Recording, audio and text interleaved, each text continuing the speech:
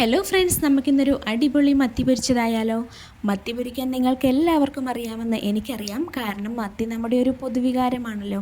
എങ്കിലും ഞാൻ ഈ ചെയ്യുന്നത് പോലെ നിങ്ങളും ഒന്ന് തയ്യാറാക്കി നോക്കൂ, തീർച്ചയായിട്ടും നിങ്ങൾക്കിത് ഇഷ്ടപ്പെടും. മിക്സിയുടെ ഒരു ചെറിയ ജാറിലേക്ക് മുളക് പൊടി, മഞ്ഞൾപ്പൊടി, കുരുമുളക്, ഉപ്പ്, വെളിച്ചെണ്ണ, ഇഞ്ചി, വെളുത്തുള്ളി, കറിവേപ്പില, ഒരു സ്പൂൺ വെള്ളം, ഇത്രയും സാധനങ്ങൾ നല്ലോണം ഒന്ന് അരച്ചെടുക്കാം. ഒരു സ്പൂൺ വെള്ളം ചേർക്കുന്നത് ഇത് നല്ലോണം അരഞ്ഞു കിട്ടുന്നതിനും തന്നെയല്ല മീനിലേക്ക് ഇത് തേച്ച് പിടിപ്പിക്കുന്നതിനും എളുപ്പമാക്കി തരും. നല്ലോണം അരച്ചെടുത്ത ഈ പേസ്റ്റ് കഴുകി വൃത്തിയാക്കി വരഞ്ഞു വെച്ചിരിക്കുന്ന മത്തിയിലേക്ക് നമുക്കൊന്ന് തേച്ച് കൊടുക്കാം. മത്തിയുടെ കാര്യം പറയുമ്പോഴാണ് ഇപ്പം മത്തിക്കൊക്കെ നല്ലോണം വില വന്നിട്ടുണ്ട്. 300-350 റേഞ്ചിലൊക്കെ വില വന്നിട്ടുണ്ട്. അപ്പോൾ ഈ പേസ്റ്റ് മത്തിയുടെ ഉൾവശത്തും വരഞ്ഞു വെച്ചിരിക്കുന്ന ആ ഒരു ഭാഗത്തൊക്കെ ആയിട്ട് നല്ലോണം തേച്ച് പിടിപ്പിച്ച് നമുക്കിന്ന് റെസ്റ്റ് ചെയ്യാൻ വേണ്ടിയിട്ട് വയ്ക്കാം. ഒരു 30 മിനിറ്റ് വെക്കണം എന്നായിരുന്നു എൻ്റെ ഒരു ആഗ്രഹം. പക്ഷേ സമയം കിട്ടാത്തതുകൊണ്ട് ഞാനൊരു 15 മിനിറ്റ് മാത്രമേ ഇവിടെ വെച്ചിട്ടുള്ളൂ. നിങ്ങളുടെ സമയത്തിനനുസരിച്ചിട്ട് ഇത് വയ്ക്കാവുന്നതാണ്.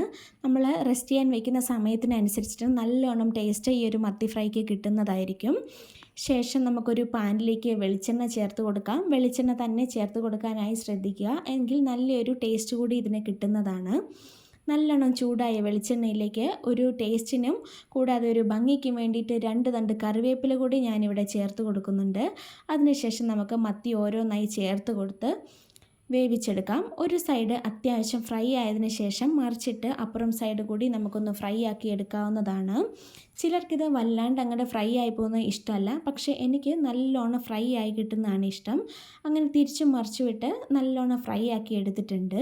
കൂട്ടുകാരെ, നിങ്ങൾക്ക് എൻ്റെ ചാനൽ ഇഷ്ടമാവുന്നുണ്ടെങ്കിൽ തീർച്ചയായിട്ടും സബ്സ്ക്രൈബ് ചെയ്ത് സപ്പോർട്ട് ചെയ്യുക. സബ്സ്ക്രൈബ് ചെയ്യാൻ വലിയ ബുദ്ധിമുട്ടൊന്നും ഇല്ലാന്നേ. അതിൽ സബ്സ്ക്രൈബ് എന്ന് പറയുന്നൊരു ഓപ്ഷൻ ഉണ്ട്, അത് കൊടുത്ത് ഓൾ കൂടി കൊടുക്കുകയാണെന്നുണ്ടെങ്കിൽ ചാനൽ സബ്സ്ക്രൈബ് ആയി കിട്ടും.